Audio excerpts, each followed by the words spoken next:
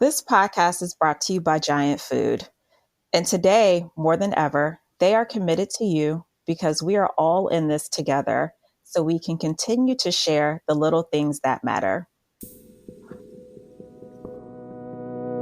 Recorded live from the lobby of the Line Hotel in Adams Morgan, Washington, D.C. Full Service Radio is proudly supported and hosted by Simplecast, the easiest way for a podcast creator to publish and distribute audio on the internet. For more information, visit simplecast.com. Peace, everyone, and welcome to the Edible Activist Podcast. I'm your host, Melissa L. Jones, broadcasting live from the lobby of the Line, D.C. This podcast is where dynamic people of color in the food and agriculture space share their personal food journeys, passions, and perspectives that stem from the land, all exemplifying the spirit of activism in their own edible way. Let's get started.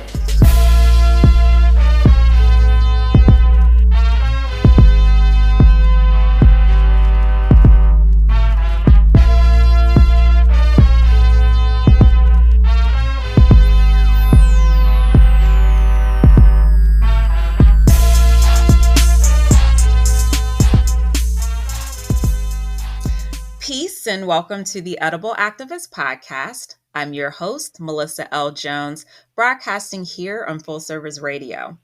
Okay, so if you know anything about me, you know that Detroit is one of my favorite cities. And in Detroit, there are some kick-ass trailblazers in the food movement who ride for their communities. And one of them is no other than Shane Bernardo. A lifelong Detroiter, Shane is a cultural and community organizer who uses food as a medium for storytelling, healing trauma, and connecting back to the land. He is the co-founder of Food as Healing, a facilitator who isn't afraid of getting at the core of food and race issues, and of course, he's a grower. Welcome to Edible Activist, Shane. So happy to have you.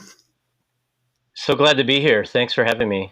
Absolutely. Absolutely. So, Shane, as I was cracking a joke earlier, you literally have been one of those A1s. What do they call it? Like day one, A1 since day one in this walk with me. And I just remember clearly the day me flying into Detroit, and it was through a mutual friend here. In the DC area that said, you gotta hook up with Shane, you gotta hook up with this person. And so, I meet you at where you were working at before all of this, and just hopping out of a lift, and I'm just like this little brown girl with her braids, with her phone, just interviewing people. And then you and I ended up chatting inside of a hoop house, and I will never, that memory is just always in my heart, and I really appreciated it. And I'm just so glad that you and I have remained connected ever since then. And just thank you for your support, because it means the world to me. Of course. And so, yep, thank you so much. So we're going to hop right into it. I mean, like I said, Detroit is one of my favorite cities, and I got mad love for all of my Detroiters. And so I'm just so excited to just have you here and, provide our listeners, more details and just more background about your work, Shane, and, not just your work in Detroit, but also, being of the Philippine diaspora, how all that connects to the work that you do, especially in the healing space.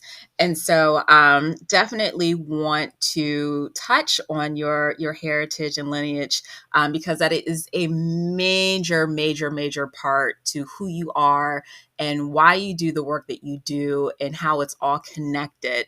And so I, love seeing your photos when you travel back to your home country, and just being out in, the being out on the land, and, love seeing photos of you with your family and cooking. So if you can just for a bit, just describe, the Filipino culture a bit for us, and just because it's, it's not often, that I'm actually connecting with those of the Philippine diaspora. And so we want to learn more. So Walk us through.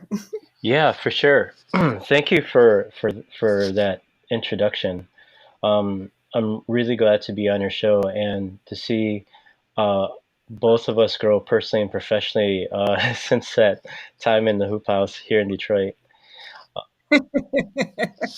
Um, as as far as Filipino culture goes, the best way I can describe it is through retelling and recalling stories of my own childhood and how a lot of our identity comes from our relationship with land. And I often tell the story about my relationship with my father and the role that he played within our family. Um, when when I was growing up, my father was the cook in the house. He grew up with nine other siblings, and he learned very fast. He very self-sufficient, so that meant cooking and hustling and working. And when I was from 3 years old on, I worked in my family's grocery store, and that signaled to me how much of our identity is tied to our foodways and our connection to land where this food comes from. So as we talk about Philippine culture and the Philippine diaspora, food is a central way of connecting those points and conveying how much of that um, how much of that is a part of ourselves and our people. Um, and as it relates to my father, this is very personal work as well. The food justice work that I do here in Detroit is very personal. He passed away to chronic health disease in 2010 due to complications of diabetes, obesity, and heart disease. And after that moment, um, not only did I have to reckon with um, the grief of his loss or my loss, I also had to renegotiate my relationship to our culture and our people and our family because he was my connection to back home. So, in that realization, I started to formulate questions about how our family came to be here, what brought us here, and how do I maintain this connection? And so I started to take it upon myself to do more research about my family, where we come from, where our traditions come from, and how that's deeply intertwined with our connection to our ancestral lands. So I saw that in that process, that how my own family's health, my own and my father's, is deeply connected to our proximity to our ancestral lands, where our foodways, where our traditions, where our sense of self, our sense of spirit, and our sense of belonging come from. So there's a strong correlation between our physical and emotional health and our proximity to land.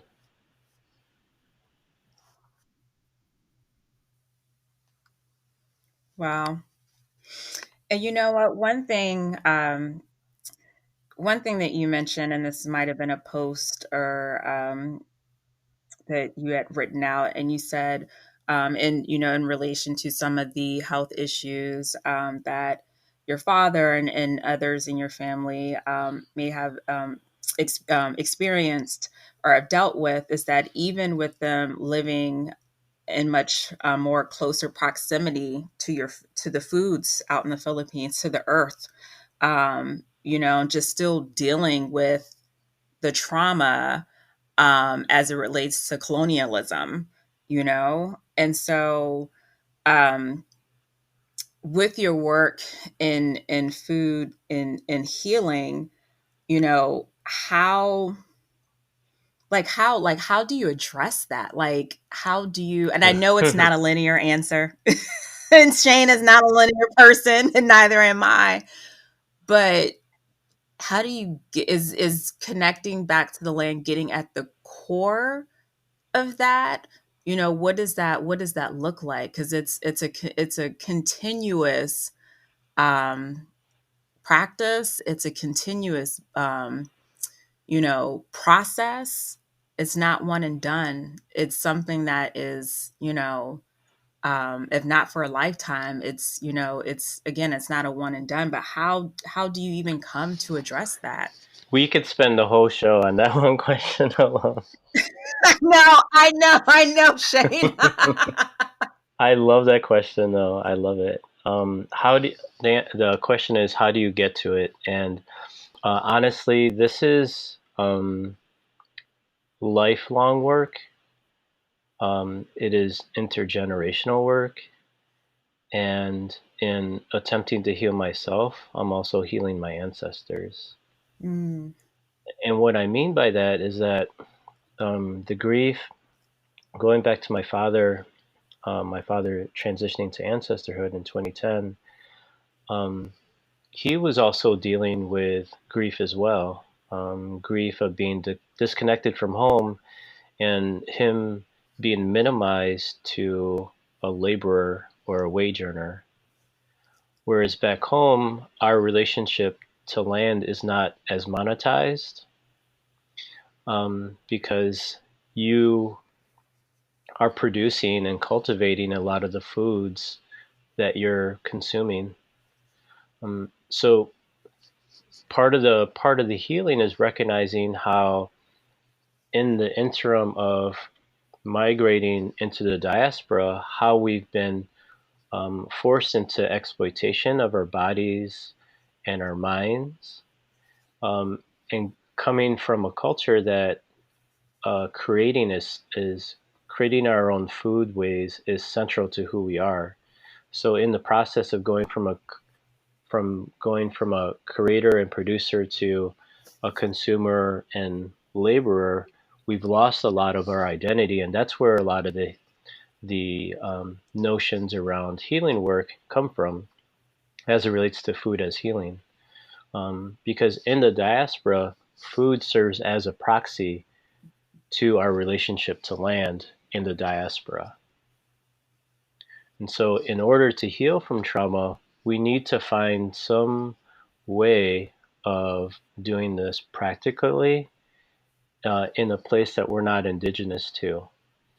So, for myself, as being a member of the Philippine diaspora in the Americas, food is a central way of how I'm navigating this relationship to grief and how I'm healing myself and my ancestors, without having a direct physical relationship with the land where this food and these foodways come from.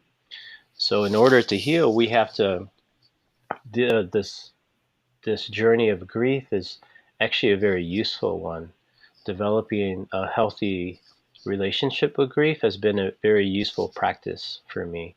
So instead of shaming myself for what I don't have, grief has actually unearthed a lot of other things that I also have inherited from my ancestors, like creativity, a sense of resilience, and a lot of the what I would call an embodied wisdom that is in my DNA that sometimes lays nascent until I can develop enough courage to delve deeper into those areas where grief lives, but also where this ancestral memory lives as well.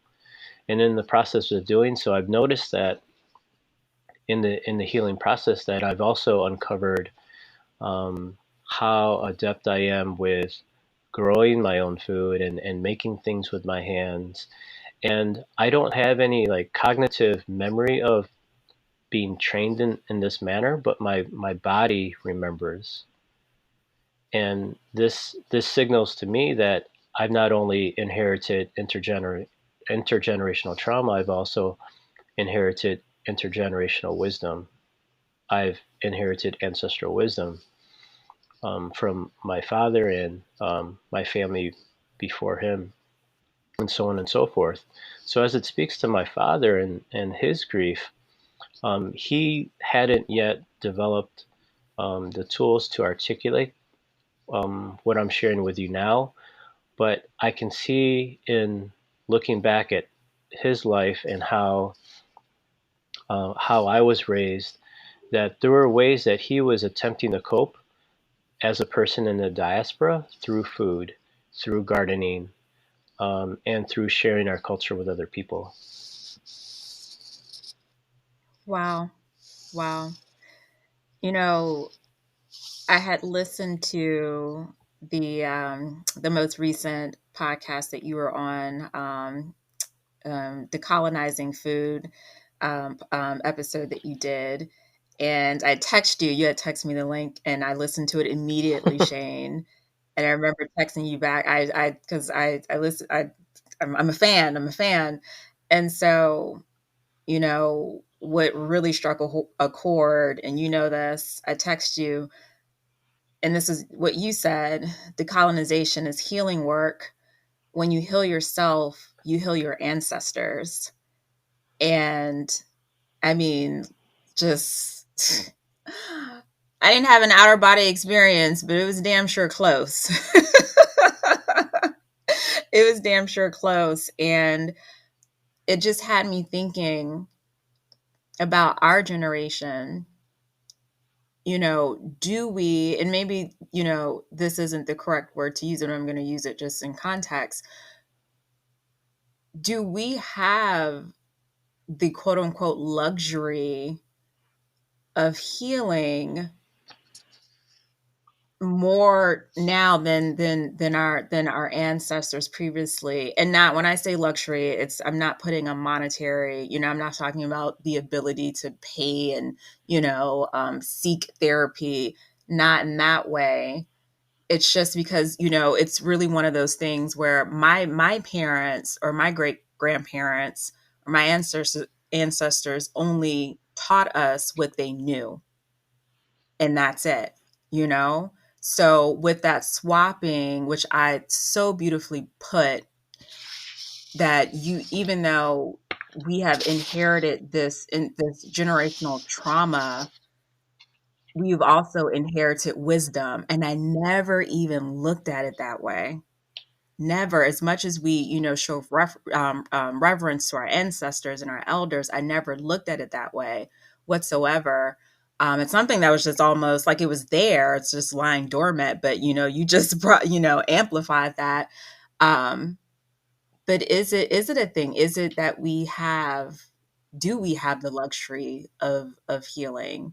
Um, because again, there's more at our fingertips, and I feel like the issues of race and trauma and systematic issues, like, I mean, obviously they were present back then and they're even more present now, but I'm just interested in, do you, like, what your response is to that, and do you feel that way?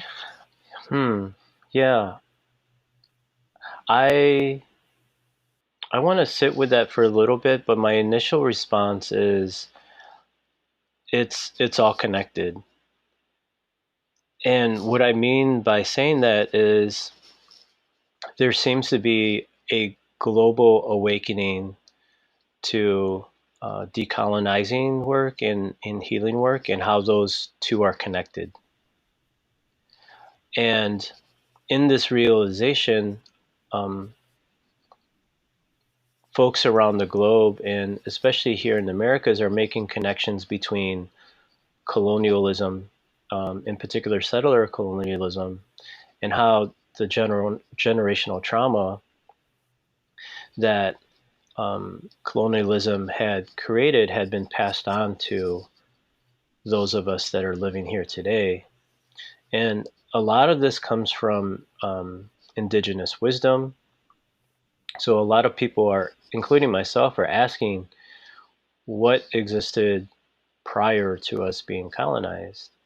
And so in that process, um, myself and a lot of other folks are reclaiming our connection to land, reclaiming our connection to our land-based traditions, reclaiming um, our pre-colonial forms of spirituality, cosmologies, creation stories, and that's why storytelling and oral tradition is a big part of food as healing as well, because a lot of this information, if we're not, if we can't tap into some of the embodied wisdom that I talked about earlier, some of the foods, our recipes, the stories that we tell about these foods and experiences from our childhood become mnemonic devices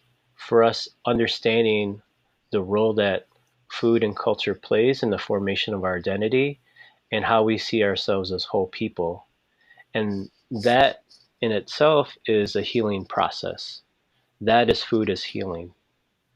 And so in the in the day and time where we have um, historical events like um, Standing Rock and the fight against the telescope in Hawaii, um, the 30-meter telescope, people are realizing how important land is to indigenous peoples. And for those of us in the diaspora, we're asking ourselves in the same questions. How do we get here? And what role does land and food and our traditions not only play in our sense of self, but in our journey around healing and decolonizing? Shane, let's transition to the amazing, amazing Detroit Filipino Supper Club that you hosted.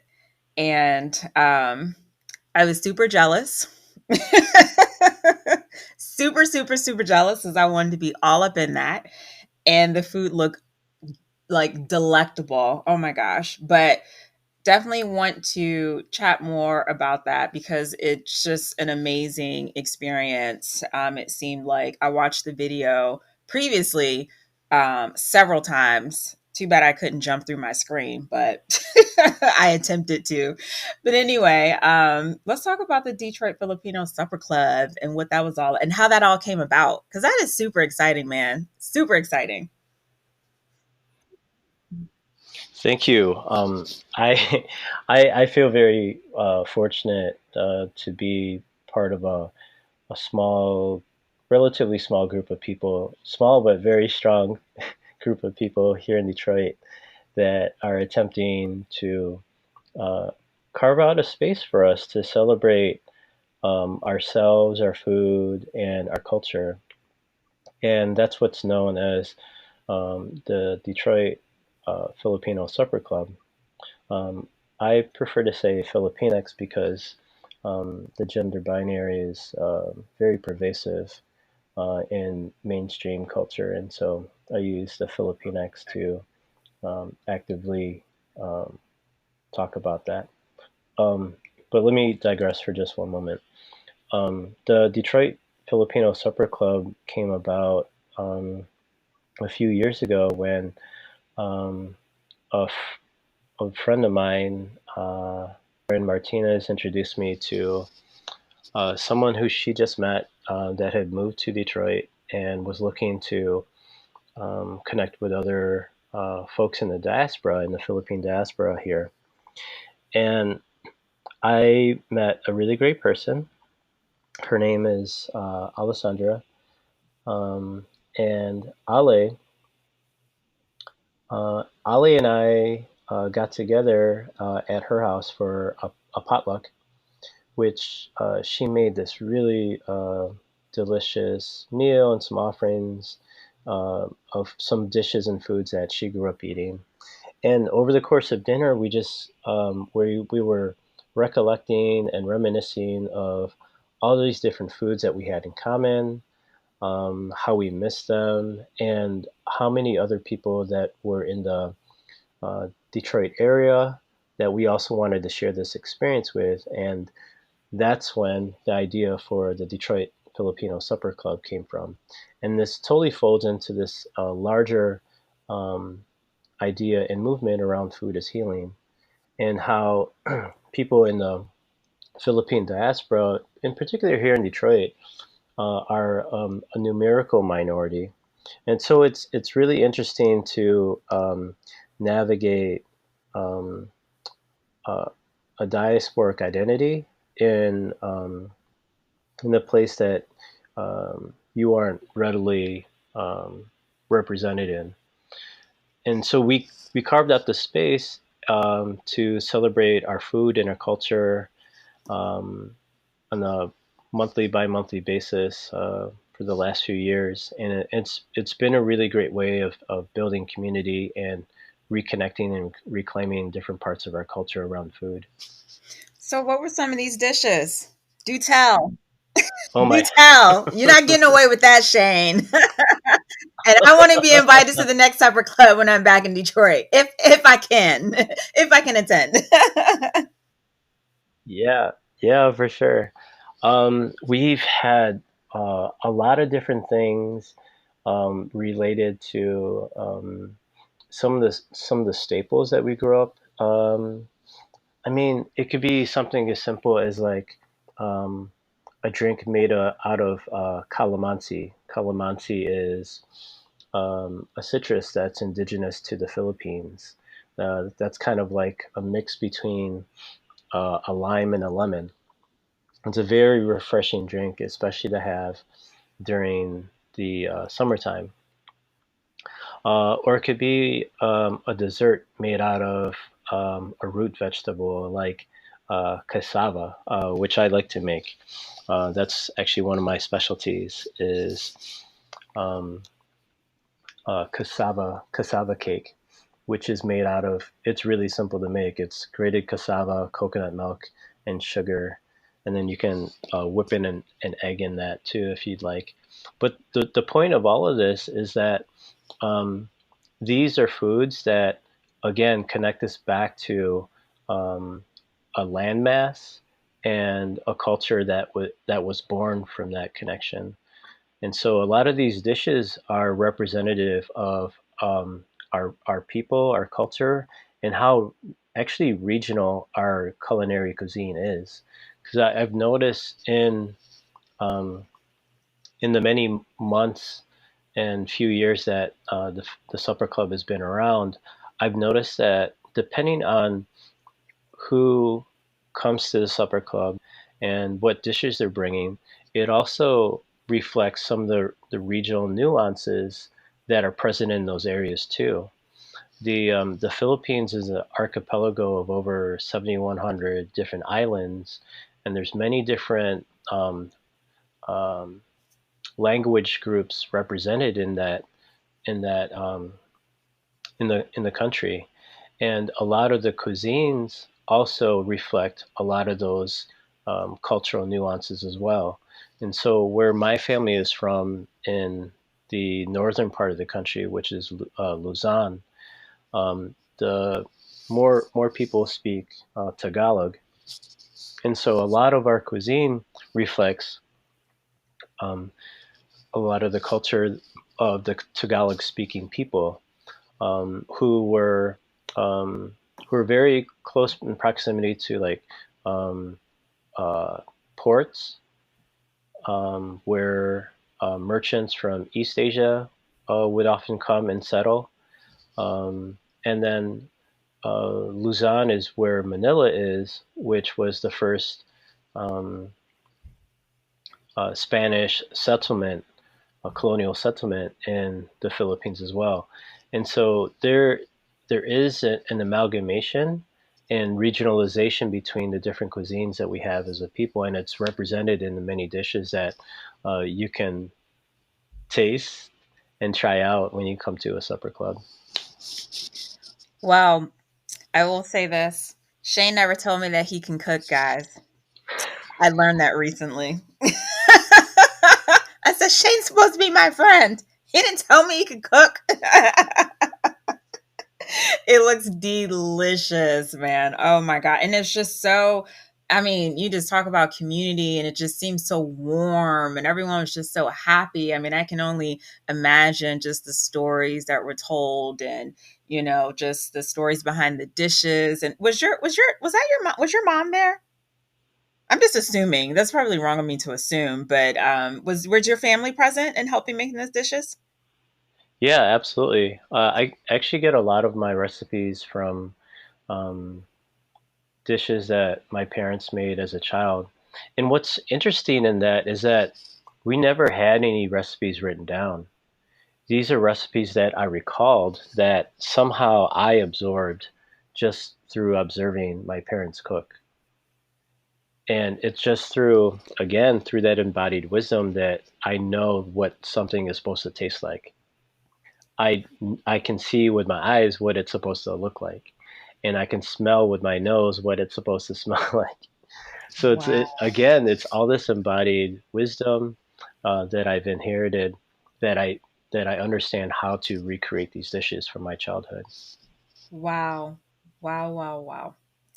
All right, folks, we are going to take a really quick break and we'll be right back.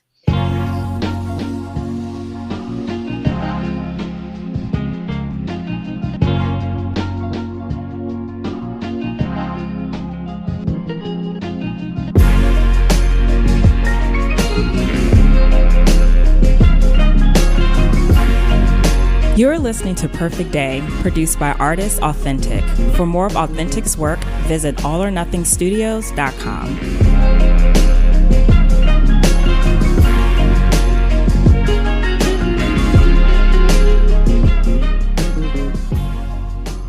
This podcast is brought to you by Giant Food. Whether you are concerned about diabetes, heart health, losing weight, or just want to improve family meal times, Giant has a team of nutritionists ready to help you make the best decisions to meet your health and wellness goals.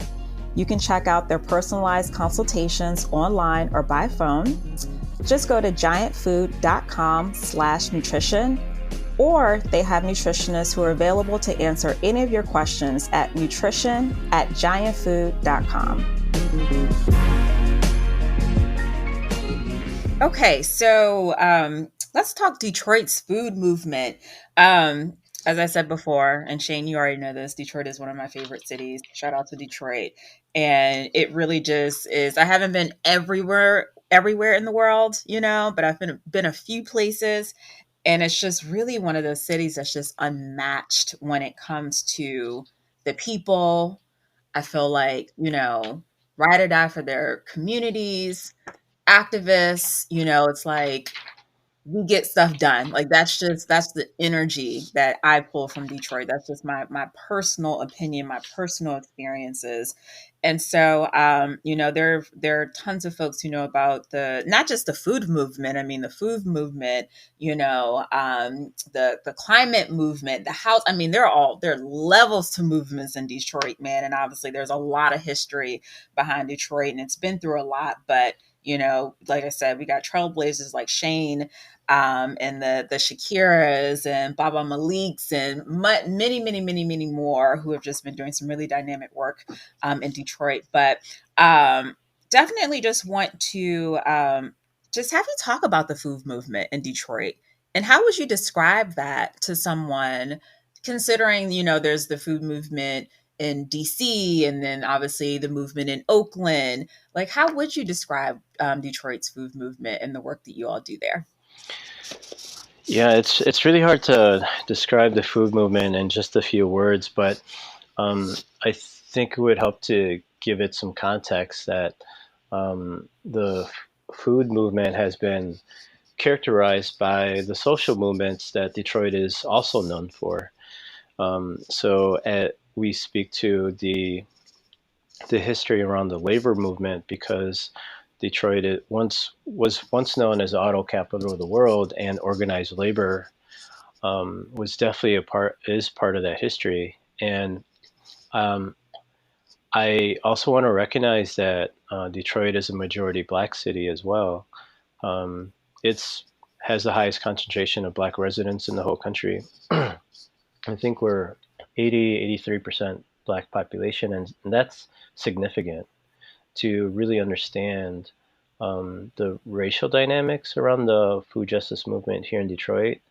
Is that there's a reason why things are the way that they are, and as we start to understand what's going on in this country and how important food plays in um, the political development of ourselves and how we understand the world, Detroit plays a major role in that understanding as it relates to not just the destruction of capitalism, but the scale of it as it relates to anti-blackness here in the United States, because of our racial demographics here, Detroit has experienced destruction here like few other uh, states or even cities have witnessed. Um, I would compare. I would compare, and many others do this comparison as well, is that um, very few other places have witnessed the level of destruction that Detroit has experienced, much likened to um, post Hurricane Katrina in New Orleans, or what's currently happening with austerity in Puerto Rico as a U.S. Commonwealth. And so there's a direct link between the racial demographics here and the level of destruction and anti-blackness um, here in Detroit. And as it just speaks to the food movement here, the food movement is a direct response to that destruction. The food movement is a direct response to the scale and concentration of anti-blackness here in the city. And so as we look to look at urban farms and urban gardens as this kind of this iconic image of the city, a lot of that is rolled into this narrative about it coming back. But what what people often miss in that dominant narrative about the city is that it's not really a comeback. It's really an act of resistance. And once you spend any time here, and I know that you have, um, is that you start to learn some of these stories and how capitalism has not served us, and how the residents, the majority Black residents here, have taken it upon themselves to not wait for people to come save us. And so we've created these systems, we created these networks and communities and practices to start meeting our basic needs, and food is definitely one of those. But beyond the gardens and farms, those are really a byproduct of the kind of relationships that we're building with one another in the earth. So in that act of resistance, in seeking our own liberation and being champions of that, and not waiting for other people to serve us, and witnessing all this destruction happening around us, we've taken it upon ourselves to build meaningful and healthy relationships with one another. And that does I'm not saying that in a romanticized way, because building relationships with one another, especially with those of us that have experienced a lot of trauma, it's not easy. Building community and building healthy relationships are not easy. But the point of all that is not to romanticize the urban farming movement or the food movement here in Detroit, is that Mm-hmm. the farms and the gardens are a byproduct of the kind of relationships that we want to create with one another. And when I stepped into this space, it was through the lens of food and health. And then I navigated on to, learning about the soils, became a geek about soil and agriculture. And then, when I came to visit Detroit, for the first time, I remember riding around in my lifts and just seeing all of the gardens and the bee farms on, the small plots, and was just amazed. And then, as I got deeper into this work and learning that it was, like you're right, it's a byproduct of, the type of relationships that you all want to create amongst one another, which is amazing. But there is so much more than just the garden at the corner of this block, and it's more than just, healthy foods. But it's a land usage thing, people you know being able to get land from their where they live, is a whole myriad of issues. So I appreciate you putting that out there, because we tend to romanticize a lot of things. And so it's much more deeper than the surface level things that we see. So I really appreciate that. um, and I have to say that, Shane isn't just limited to Detroit, right? Like, I know he loves Detroit. He loves his culture. But you, as a facilitator, you have facilitated a number of groups and organizations outside of Detroit. And that is through your food is healing, practice, or what you call a social movement. And I love that you are just so intentional about that, because it could easily, be labeled as a consultancy or a business. But you were so intentional about it being a movement, and this is a lifelong practice. This isn't just a one and done. Here are the services. No, this is something that's to affinity. That's fluid. And so definitely, at what did from the beginning, as this all evolved into food is healing, did you always know that the intent would be that it would be a social practice, or was that something that you came to after all of this was Yes. developing? a, re- He's like, short answer, yes. a resounding yes. But I'll elaborate more on that. um, in See, here's a thing that the in the realization that food as healing is a social movement is also realizing two other things. Is that the um, the actually three things. The personal is political, and so that my understanding of my own lived experience is mirrored back to me out in the world as it pertains to my own understanding of it, and the um, the political ideology that I have about the world. Two is that the personal is also connected to the collective. And so in my own healing work, I've noticed how much I've grown as a person and how that's actually improved my relationship with other people in my community and other loved ones. So that there's a direct correlation between the kind of community that we can build when we are courageous and vulnerable enough to address some of the unresolved trauma that we carry around as people. And the third, but not last thing, but the third thing that I'll talk about now is how the healing process is also part of addressing the idea of the American dream, the myth of the American dream, and how that's based on this idea of hyper individualism and meritocracy.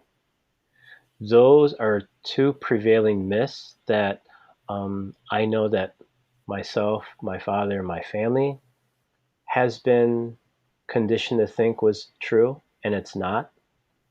It's a prevailing myth that a lot of people who migrated from the Philippines and other places have been conditioned to think.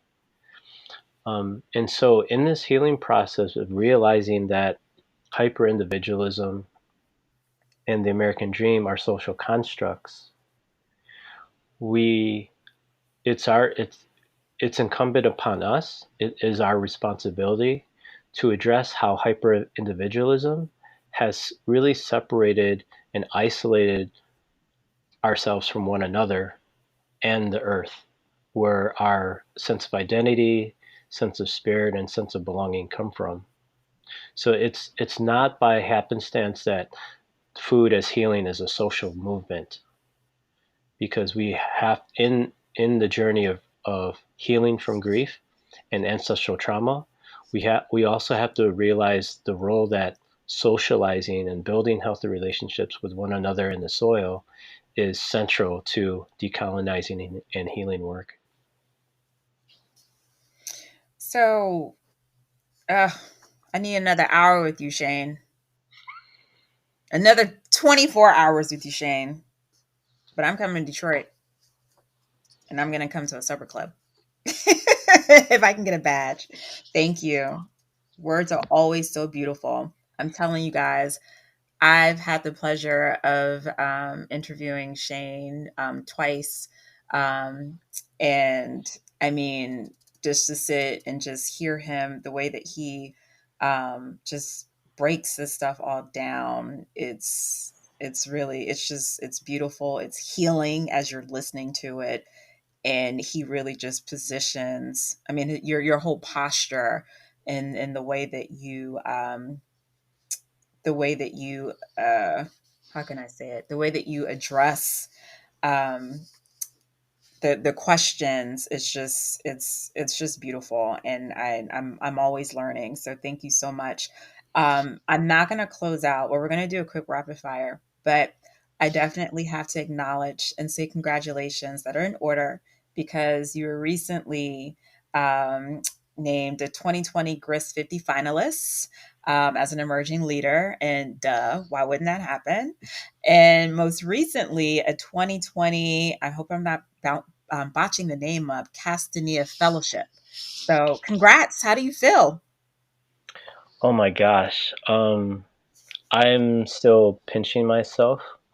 And and not I don't I don't look to be recognized or placed on the pedestal, but I do realize the role and responsibility that I have as a person that um, carries this work with really great intention, and the privilege that I have in having the platform and these opportunities as a platform to speak about this work and how important it is to many other people that may not have these same opportunities. So I thank you for lifting that up. You pronounce it beautifully, and you Yes. have a you have a standing invitation to the supper club. Thank you so much, Shane. Thank you. Thank you. Thank you. And you know what?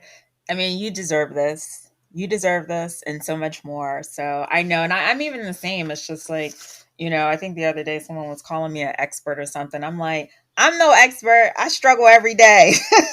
I'm still trying to get it together. But, not just you. I mean, there's so many of you that are just laying the groundwork, and it's like congrats are in order. Amazing. My eyes just lit up when I saw it, and I'm just like a mom over here just clapping like, that's my boy, that's my boy. All right, so Shane, before we get into these rapid fires, where can folks find you at if they want to connect?